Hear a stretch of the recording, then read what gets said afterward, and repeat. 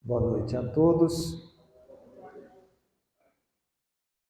Vamos todos entrar em sintonia com a espiritualidade superior. Nós possamos fazer aqui uma oração. Convido a todos a relaxarem, a fechar os olhos, a trazerem na sua tela mental a imagem de Jesus, fazendo uma inspiração profunda pelo nariz, soltando pela boca, sem pressa. Mais uma vez, inspirando pelo nariz, soltando pela boca. Pela última vez, inspirando pelo nariz, soltando pela boca. E elevando o pensamento a Deus, a Jesus, a Ramatiz, a toda a espiritualidade de luz que aqui está presente.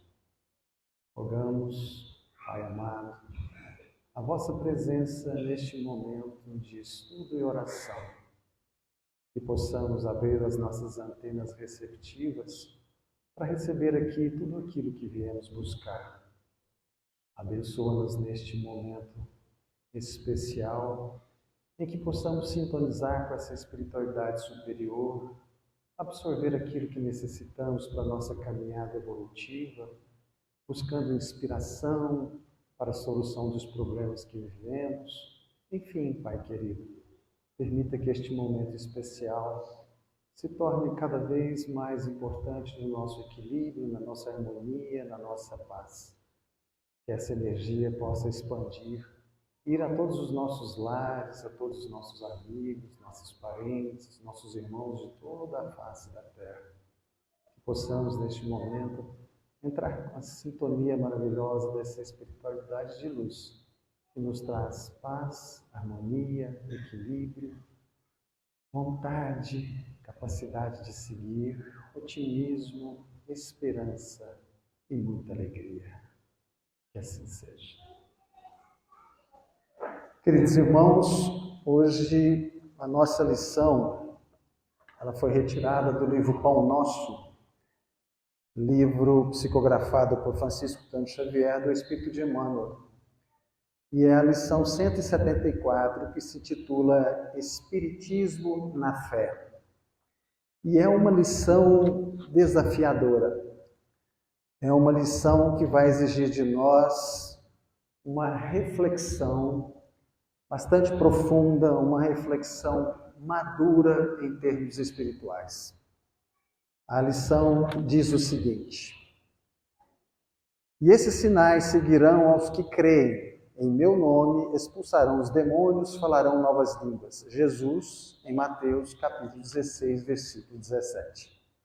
Permanecem as manifestações da vida espiritual em todos os fundamentos da revelação divina, nos mais variados círculos da fé. Espiritismo em si, portanto, deixa de ser novidade dos tempos que corroem para figurar na raiz de todas as escolas religiosas. Moisés estabelece contato com o plano espiritual no Sinai. Jesus é visto pelos discípulos no Tabor, ladeado por mortos ilustres. O colégio apostólico relaciona-se com o espírito do Mestre após a morte dele e consolida no mundo o cristianismo redentor. Os mártires do circo abandonam a carne flagelada contemplando visões sublimes. Maomé inicia a tarefa religiosa ouvindo um mensageiro invisível. Francisco de Assis percebe emissários do céu que o exortam à renovação da Igreja. Lutero registra a presença de seres de outro mundo. Teresa d'Ávila recebe a visita de amigos desencarnados e chega a inspecionar regiões purgatoriais, através do fenômeno mediúnico do desdobramento. Sinais do reino dos Espíritos seguirão os que creem, afirma o Cristo. Em todas as instituições de fé, há os que gozam, que aproveitam, que calculam, que criticam, que fiscalizam. Esses são ainda candidatos à iluminação definitiva e renovadora. Os que creem, contudo, aceitam as determinações do serviço que lhe fluem do alto, serão seguidos pelas notas reveladoras da imortalidade onde estiverem. Em nome do Senhor, emitindo vibrações santificantes, expulsarão a treva e a maldade e serão facilmente conhecidos entre os homens espantados, porque falarão sempre na linguagem nova do sacrifício da paz, da renúncia e do amor. Então, meus queridos irmãos, essa reflexão nos fala do processo evolutivo no qual todos nós estamos inseridos. Aqui, ele busca, de uma forma objetiva, a falar do período da ascensão do cristianismo entre nós.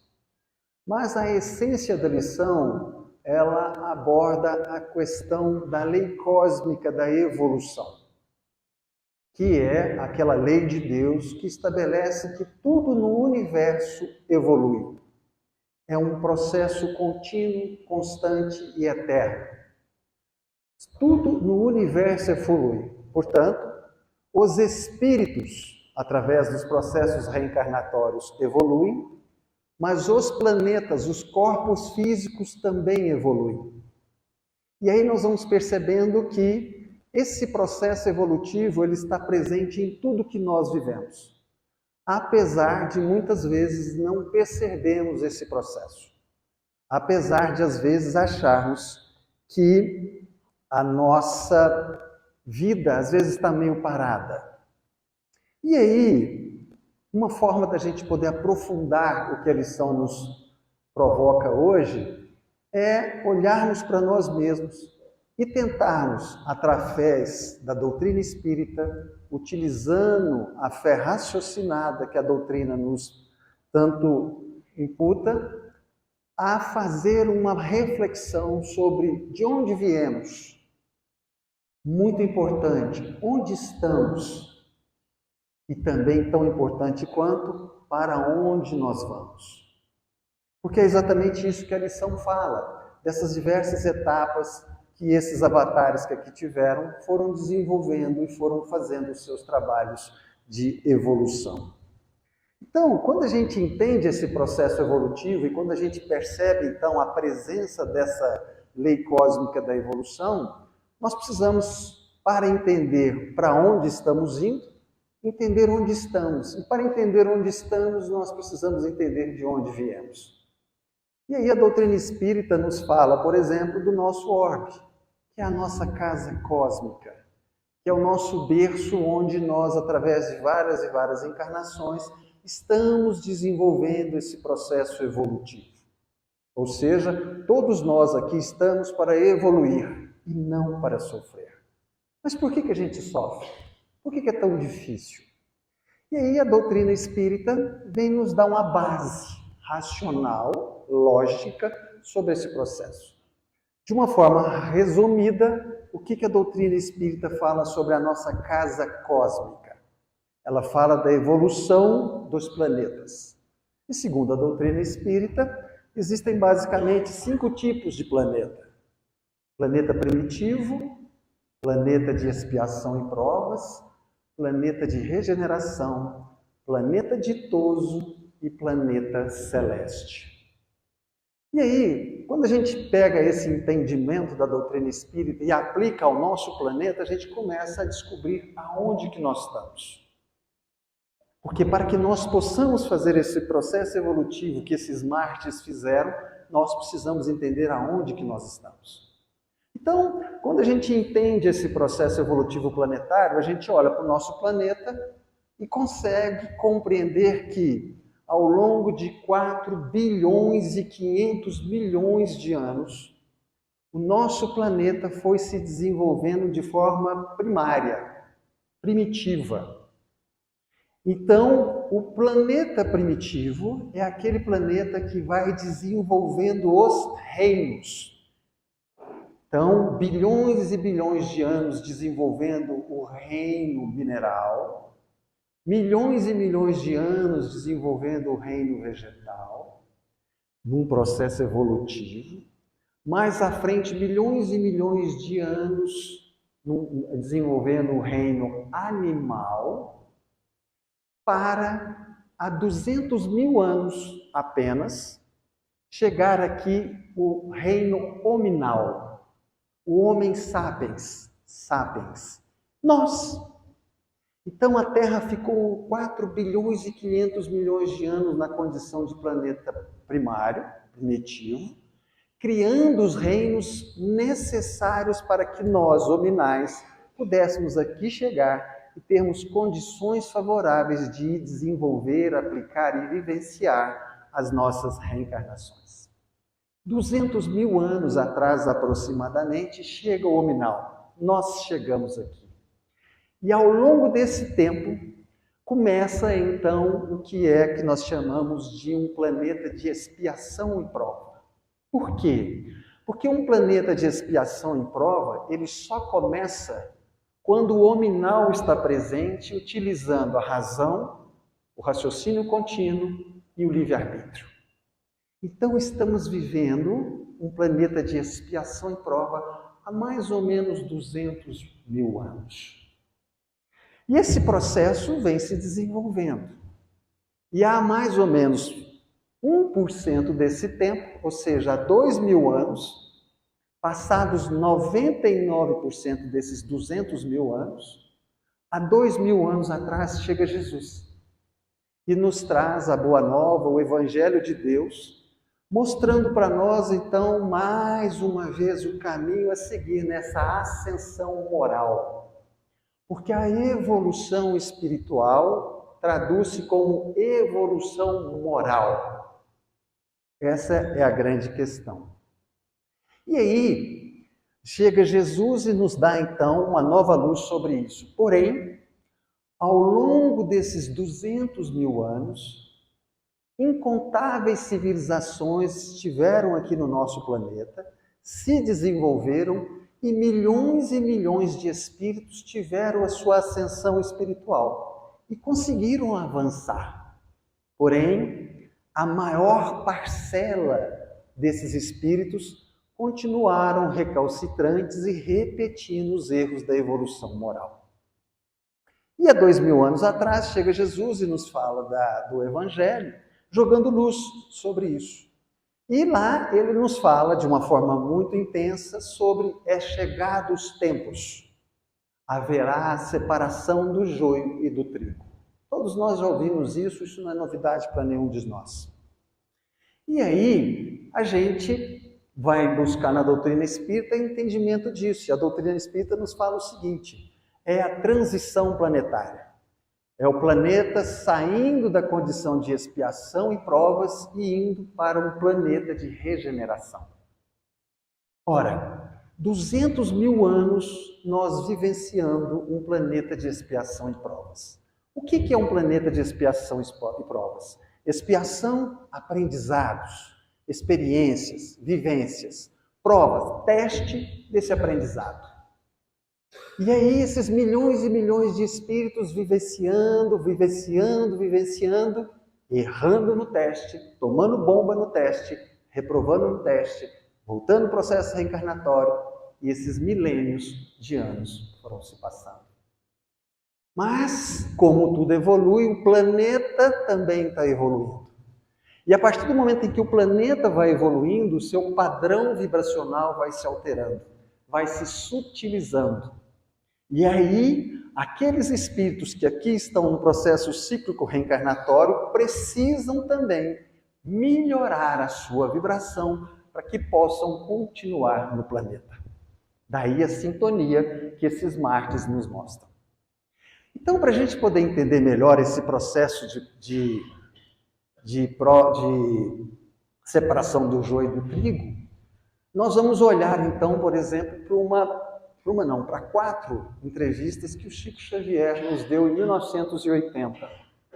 Nessas entrevistas, Chico falava de uma forma mais objetiva em relação a essa separação do joio e do trigo. Ele falou o seguinte para nós, que a partir de 1945, ao final da Segunda Grande Guerra Mundial, grandes levas de espíritos já não conseguiriam mais encarnar na Terra. E por causa desse processo, dessa separação do joio e do trigo, teriam que migrar para um planeta mais atrasado. E por que esses indivíduos não conseguiam encarnar na Terra? Por causa da sua psicosfera. Cada um de nós tem o que nós chamamos de psicosfera. O que é psicosfera? É a nossa identidade vibracional. Cada um de nós possui 4 elementos dentro de todo o processo que nós vivemos que define quem nós somos. Primeiro nós sentimos, depois, em função do que a gente sente, a gente pensa, em função do que a gente pensa, a gente fala, e em função do que a gente fala, a gente faz. Se eu tenho sentimentos nobres, eu penso coisas nobres, eu falo coisas nobres, eu ajo em coisas nobres. Se eu tenho sentimentos negativos, destrutivos, eu penso em sentimentos negativos e destrutivos, falo em coisas destrutivas e negativas e ajo de forma destrutiva e negativa. E esse padrão vibracional nosso, individual, tem que estar em sintonia com o padrão vibracional do planeta. E conforme o planeta está evoluindo, a vibração do planeta vai se sutilizando, e se os nossos sentimentos não estiverem tendo uma qualidade vibracional mais elevada, nós não conseguimos encarnar. Então não tem um porteiro, não tem ninguém que fala, você não pode. Somos nós através do que nós somos nós através dos nossos sentimentos, pensamentos, palavras e ações que nos definimos. E aí o Chico fala que esses espíritos já estão indo para esse planeta mais atrasado e que a partir do ano 2000 isso se intensificaria. E que a partir de 2019, ou seja, 5 anos atrás, esse processo estaria mais forte ainda. E ele explica que é um processo difícil, doloroso. Por quê? Porque esses indivíduos migram para um planeta bem mais atrasado. Eles migram para morar em cavernas, num planeta iniciante de expiação e provas. E aí a doutrina espírita nos explica quem são os anjos caídos. Porque muitas vezes a gente acredita que os anjos caídos são aqueles indivíduos que subiram, elevaram e depois brigaram com Deus e foram viver as suas questões abismais. A doutrina espírita para nós explica que não. Anjos caídos são esses irmãos que, recalcitrantes no mal, na violência, na maldade, no orgulho, no egoísmo, na vaidade, insistem nesse processo. O seu padrão vibracional, a sua psicosfera o impede de ficar aqui na Terra. E eles são obrigados a ir para um planeta mais atrasado, porque eles não conseguem aqui reencarnar. E quando lá estão, o Chico comenta isso na entrevista, eles vivem uma amargura profunda. Por quê? Eles lembram do paraíso que eles viviam. É o paraíso perdido. Vamos raciocinar. Como é que foi seu dia hoje? Se acordou, tomou um banho quentinho, usou uma toalha macia, tomou um café, comeu um pão de queijo, usou um carro, usou um telefone que podia falar em qualquer lugar do mundo. Se precisou viajar, pega um avião, pega um carro, uma rodovia. Enfim, facilidades tecnológicas que para nós é tão comum que a gente sequer dá valor. Aí imagina você ter tudo isso hoje, você desencarna e por causa do seu padrão vibracional, a sua identidade que você tem, você não consegue reencarnar. E você, então, é levado para um planeta mais atrasado. Aí você acorda dentro de uma caverna. Você acorda tendo que inventar a roda, inventar o fogo. Percebe? Por quê? Porque é um processo didático. E qual que é o grande problema? O grande problema é porque nós desperdiçamos as oportunidades de transformação moral, porque nós só olhamos o gozo da matéria, a vivência da matéria, o apego dos prazeres que a matéria nos dá. Esquecemos que somos seres espirituais vivendo uma vida encarnada. E aí, o Chico vai mais adiante. E ele fala para nós o seguinte, então nós vamos começar a adentrar num planeta de regeneração. E a gente muitas vezes tem muito espírita que está confundindo o mundo de regeneração com o mundo ditoso. O mundo ditoso ele vem depois de um planeta de regeneração. O mundo ditoso é aquele que nós todos queremos. É aquele que tem paz, tem harmonia, tem tranquilidade, não tem maldade, não tem fome, não tem sofrimento. É aquele que não tem nenhum tipo de coisa ruim, nada. Mas e o mundo regenerado? E o mundo de regeneração? O mundo de regeneração é um mundo de transição. É um mundo que vai sair das expiações e provas, da quantidade de desperdício que todos nós cometemos nesses 200 mil anos, e vamos, então, utilizar esse último prazo para que nós possamos fazer a nossa ascensão, para chegar naquele mundo que a gente tanto quer. Essa é a realidade. Então, o mundo de regeneração, ele começa assim. No começo de um mundo de regeneração, o mal prepondera em muito sobre o bem. Alguém tem dúvida aqui que o mal hoje prepondera sobre o bem no nosso planeta? Para que ao longo desse tempo, aí sim, o bem preponderar sobre o mal, ao ponto de erradicar o mal de forma completa. E aí virá se transformar no mundo ditoso. Então nós ainda temos um restinho de caminho para acabar de chegar. A gente pensa, mas Luiz, que notícia ruim que você me deu. Porque eu já estava tão feliz com o mundo de regeneração chegando. Eu já estava achando assim, nossa, eu já estou com um pé no mundo que eu tanto desejo. E aí o Chico vem e nos fala mais uma pérola. O que ele nos fala? Conforme esses ciclos vão avançando, eles vão se diminuindo em termos de tempo. O ciclo primitivo, bilhões e bilhões de anos. Expiação em prova, 200 mil anos. E a estimativa é que um ciclo de regeneração dure em torno de 1.000, 1.000 e poucos anos. Aí a gente pensa assim, nossa, então tem muito tempo, Luiz. 1.000 e poucos anos, eu vou ter mais 5, 6 encarnações pela frente. É verdade. Só que 5, 6 encarnações passa num piscar de olhos. Então a gente pensa assim, meu Deus, que dificuldade. Então ainda tem muita dificuldade pela frente? Sim. Mas nós temos que ficar muito felizes. Nós temos que ficar muito otimistas, porque olha para trás. 200 mil anos a gente desperdiçando todos esses processos. Quantas incontáveis reencarnações nós jogamos fora? Porque a doutrina espírita ela nos explica de uma forma muito clara. O problema não é nós errarmos dentro do processo evolutivo, porque o erro faz parte do acerto. Qual é o problema? É nós repetirmos os erros.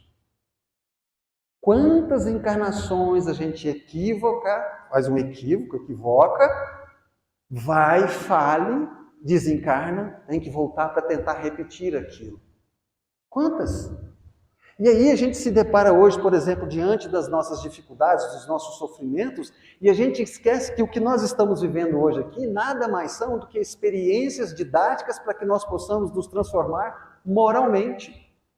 Então, o marido difícil, a esposa complicada, o filho irresponsável, o chefe mal-humorado, o funcionário que não cumpre as obrigações, todos eles são valores morais para que nós possamos desenvolver as nossas capacidades.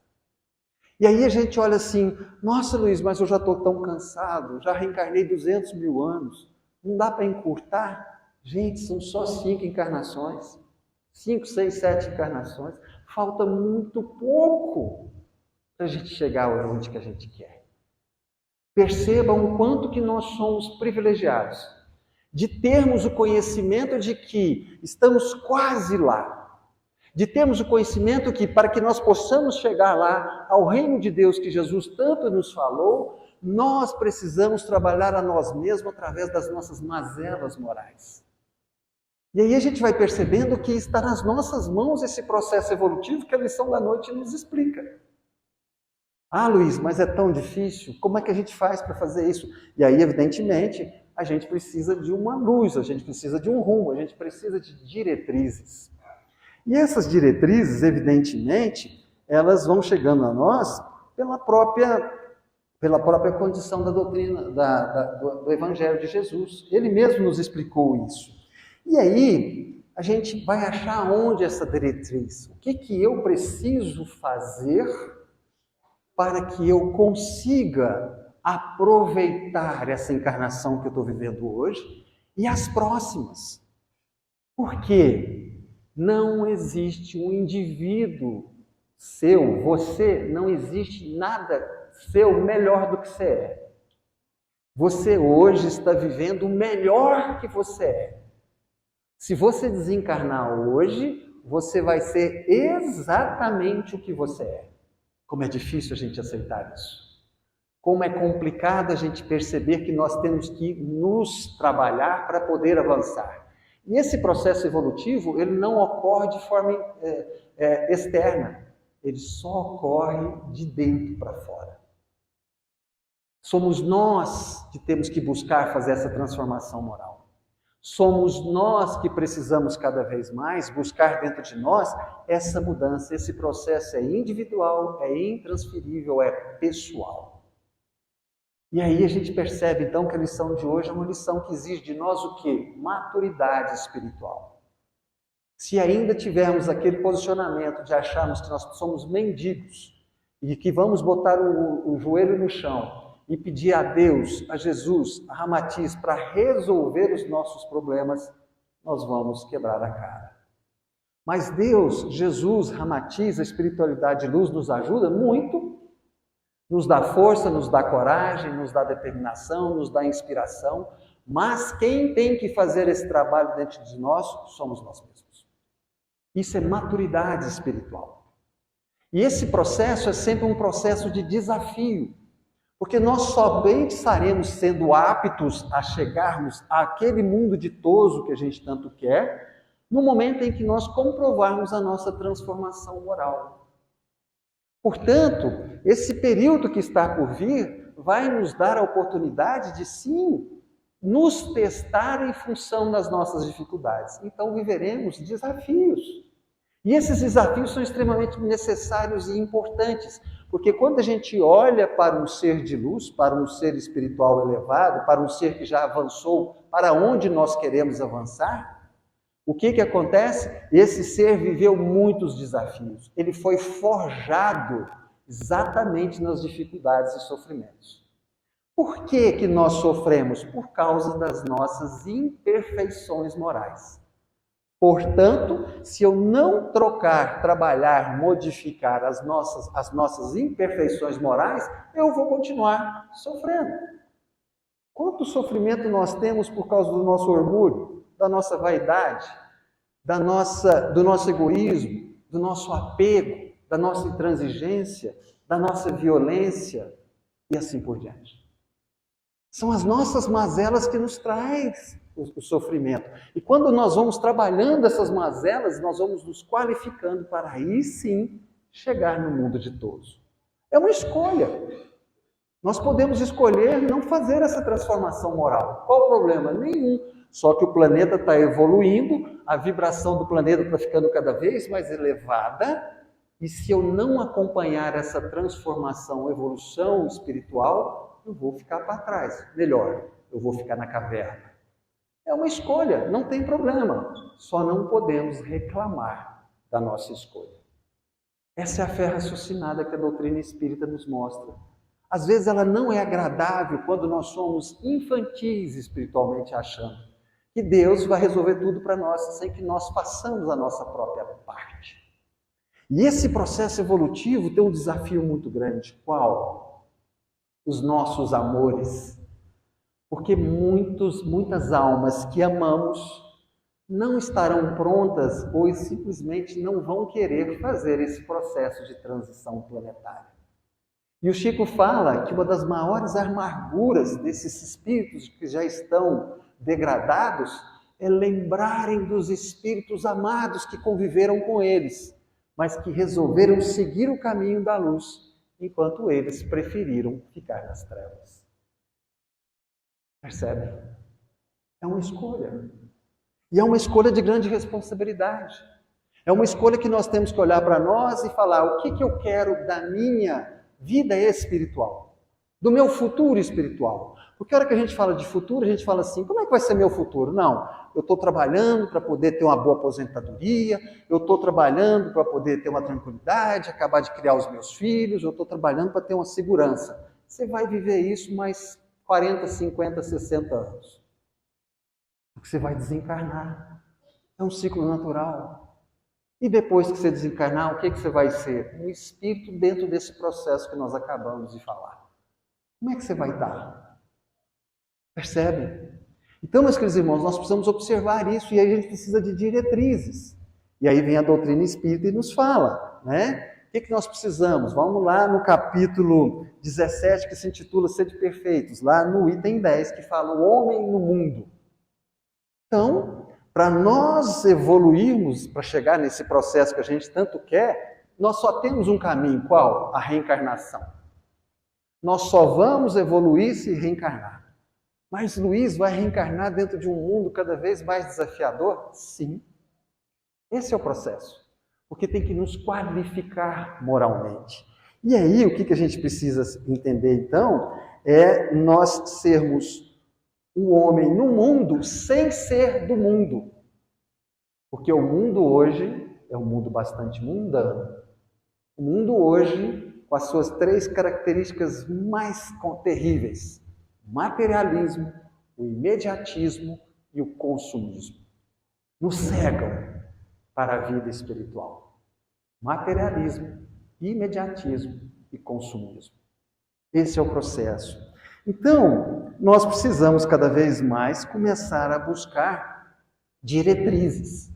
E aí vem a doutrina espírita e nos mostra algumas das diretrizes, que a gente não vai falar todas, porque o nosso tempo não permite. Mas eu vou falar algumas diretrizes com vocês, para a gente poder buscar um apoio para a gente saber o que a gente tem que fazer, então, diante desses desafios evolutivos que nós estamos vivendo. O primeiro desafio está lá no Evangelho também, Evangelho segundo o Espiritismo, em que Jesus, no Sermão da Montanha, ele fala sobre bem-aventurados os pobres de espírito, porque eles herdarão a terra. Quem é pobre de espírito? Esse termo foi deturpado bastante, né? A gente acha que o indivíduo pobre de espírito é um indivíduo desqualificado, é um indivíduo sem capacidade, é um indivíduo, né? Pobre de espírito, na linguagem de Jesus, é o humilde de coração, o humilde de sentimento. Mas aí vem outra palavra que a gente deturpa também. O que é humildade? Às vezes a gente acha que humildade é o indivíduo que é pobrezinho, que se veste mal, que não tem os dentes, que anda descalço, que não tem capacidade intelectual. Isso não é humildade. Nunca foi. Humildade, meus queridos irmãos, é aquele indivíduo que se reconhece ainda moralmente imperfeito. Ou seja, nós precisamos olhar para nós através do nosso autoconhecimento e realmente começarmos a entender quem nós somos. Por quê? Porque o verdadeiro humilde é aquele que ele olha no espelho e fala: eu sou orgulhoso. Ele se reconhece como orgulhoso. E a partir do momento que ele se reconhece como orgulhoso, ele começa a trabalhar esse orgulho. Ele se olha no espelho e fala: eu sou egoísta. E a partir do momento em que ele se reconhece como um indivíduo egoísta, ele começa a trabalhar esse processo em si e ele vai cada vez mais qualificando as suas capacidades morais. Isso é humildade. Então, humildade é a busca plena do quê? Do autoconhecimento. Isso é humildade. E aí, nós vamos percebendo como que nós precisamos avançar. Nós vamos percebendo como que nós precisamos olhar para a nossa vida e nos aplicar dentro disso. E aí vem uma outra diretriz que a doutrina espírita nos fala, que é o quê? Estruture a sua vida de forma simples. Você pode viver com comodidade, você pode viver com conforto, você pode ter toda uma estrutura, mas não complica a sua vida, não. Quantas vezes a gente complica a nossa vida? Querem ver? Hoje tem um almoço que eu preciso ir. Aí você abre o armário e tem lá 30 roupas. Meu Deus, eu não tenho uma roupa para ir nesse lugar. Você vai dar um jantar, eu preciso fazer um jantar, eu preciso fazer 10 pratos. Percebe? Como nós complicamos a nossa vida, meus queridos irmãos. E nós precisamos dessa simplicidade para deixar a vida mais leve. Uma outra diretriz é a gente preservar a nossa liberdade através do quê? do desapego da força e do poder. Aqui na minha casa quem manda sou eu. Aqui é a minha opinião que tem para prevalecer. Aqui na empresa sou eu que determino. Percebem? Quando nós ficamos apegados a essa autoimagem de poder efêmero, porque esse poder vai passar, nós nos limitamos e cerceamos a nossa capacidade de cada vez mais avançar. Uma outra diretriz é a gente não carregar o peso de mágoa e ódio. Quando Jesus nos pediu para perdoar, Ele não nos pediu para perdoar para sermos anjos, para nos tornarmos anjos, de maneira nenhuma. Jesus foi o maior psicólogo, o maior psicanalista que já esteve aqui nesse planeta.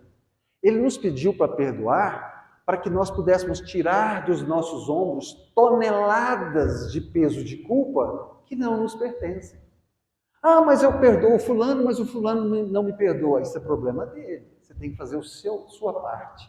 Porque a partir do momento que eu perdoo o outro, eu estarei buscando me auto-perdoar. E é esse processo de alívio que vai deixando nós cada vez mais leves nesse processo evolutivo dessa caminhada que a gente está falando. Outra coisa é a gente manter o foco naquele que a gente está falando, que a gente está buscando. Qual é o seu foco? Não na vida física. Nós estamos falando aqui um pouquinho mais longe. Qual é o seu foco na sua vida espiritual? O que você está buscando para a sua vida espiritual? Aqui, encarnado, no mundo. Porque você não vai desenvolver o seu foco espiritual depois que você vai desencarnar. Percebe? Nós vamos desenvolver o nosso foco, os nossos objetivos espirituais encarnados. Então somos nós no mundo mundano. Como é que nós vamos fazer isso? E é exatamente isso que nós precisamos entender. Porque o mundo de regeneração, o que é regeneração? É criar de novo. É criar uma nova moral na humanidade. Ixi, mas está difícil, porque a humanidade está de um jeito. Escolhas. O que você vai escolher? Continuar violento, egoísta, continuar orgulhoso, vaidoso, violento, agressivo? Ou você vai buscar fazer a sua transformação moral? Isso é uma escolha. É uma escolha pessoal nossa. E essa escolha que vai reverberar na nossa vida espiritual tem que ser feita agora. Não é depois que a gente desencarna.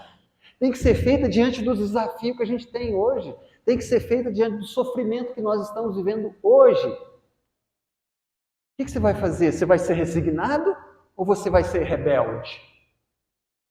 É uma escolha madura. Madura. Por isso que eles são uma lição que realmente nos provoca, né? Por quê? Quando a gente percebe esse processo de transformação moral, a gente vai percebendo que isso incomoda. Nós, quando vamos nos transformando moralmente, incomodamos esse mundo mundano. Basta a gente olhar como que os mártires foram tratados. Então, quando a gente olha para esse mundo cada vez mais violento, intransigente, preconceituoso, sectarista, a gente vai percebendo como que realmente é difícil. É simples. Observem como que um sujeito humilde, sentado ao lado de um indivíduo orgulhoso, ele provoca, né? Ele incomoda o orgulhoso. O indivíduo manso, sentado ao lado do indivíduo violento, ele incomoda o violento. Então seremos criticados, seremos taxados de fanáticos, de ortodoxos, mas o processo evolutivo espiritual é o processo evolutivo moral. E ninguém pode fazer por nós, como nós não podemos fazer pelo outro. Maturidade espiritual. E também uma outra diretriz extremamente importante, o nosso tempo. Como que nós estamos gastando o nosso tempo? Como você está gastando o seu tempo? Quantas horas você utiliza para adquirir conhecimentos nobres que vão abrindo o seu horizonte de entendimento, de valores que vão te inspirando a buscar cada vez coisas melhores? Quantos dos nossos irmãos que estão vivendo situações dificílimas lá fora, vêm aqui para uma casa abençoada como essa, sente a paz, a harmonia, o reequilíbrio energético, vão embora e recomeçam todo o processo? Como é que você está gastando o seu tempo?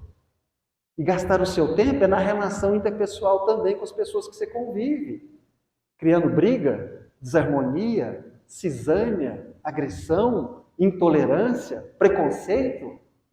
Percebem? Nós precisamos nos soltar desse atavismo de milhares e milhares de encarnações que a gente vem repetindo e a gente erra. Então, nós que estamos adentrando esse ciclo de regeneração, nós somos a turma repetente. Nós somos aquela turma que está na condição de fazer o quê? O processo de recuperação. Por isso que essas próximas encarnações são tão importantes, mas eu só vou estar estruturado para as próximas encarnações se eu estiver bem agora, porque eu vou ser na próxima encarnação o que eu sou hoje. Percebe? E aí, para a gente finalizar a nossa reflexão da noite, vem a última diretriz, que é a diretriz mais difícil da gente realizar. E é interessante porque essa diretriz, eu tenho certeza que não existe uma sessão aqui no Ramatiz que não se fala dela toda vez. Qual é? O amor incondicional. Como é difícil amar. E aí a gente pensa, mas por que é tão difícil amar? Jesus nos pediu tanto para amar. Ame, ame, ame. A gente precisa amar. Mas que coisa, como é difícil amar. E por que é tão difícil amar? Porque nós cometemos o erro de achar que o amor é um sentimento singular, é um sentimento individual. O amor é um sentimento plural, múltiplo. Porque só ama quem tem paciência, só ama quem é indulgente, quem é benevolente, quem perdoa, quem é misericordioso, quem tem resignação, quem tem disciplina. Percebe? Eu não tenho paciência com aquele indivíduo, então você não está amando. Eu não dou conta de entender aquele indivíduo, você não está amando. Percebe? Por isso que amar é tão difícil, e por isso que amar é a grande chave. E é por isso que amar é a primeira lei de Deus, amar a Deus sobre todas as coisas e ao próximo como a si mesmo. Se eu tenho que amar o próximo, eu tenho que ter paciência, indulgência, resignação, disciplina com o próximo, eu tenho que ter comigo. Percebem, meus irmãos? E é esse processo de autotransformação que vai nos qualificando para que a gente possa chegar naquele mundo que a gente tanto quer, o mundo ditoso. E aí, os nossos grandes e próximos testes estão no final dessa encarnação e nas próximas. Está na nossa mão. Temos consciência disso. Só depende de nós. É uma escolha pessoal. Então, quando você estiver diante desses desafios, olhe para o seu desafio, olhe para o seu sofrimento, olhe para a sua dificuldade, para a sua limitação e se pergunte: como eu devo agir para fazer a minha evolução espiritual?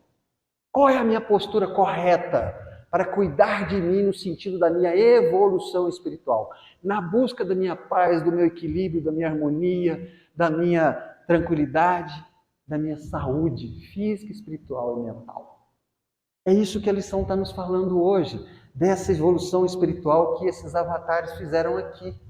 Eles conseguiram fazer ao longo dos anos, nós ainda não conseguimos. O que nos está impedindo? Nós mesmos. Então, que a gente possa fazer essa reflexão maravilhosa que Emmanuel nos traz, trazendo para nós a responsabilidade que cada um de nós tem para consigo mesmo, mas entendendo que a capacidade de realizar e alcançar é absolutamente total, dependendo apenas da nossa própria vontade. Não nos falta inteligência, sensibilidade, percepção, cognição e, principalmente, amparo espiritual. Nos falta apenas a vontade de fazer essa transformação. Reflitamos. Muitíssimo obrigado pela presença, pela atenção de todos. Que Jesus os abençoe hoje e sempre.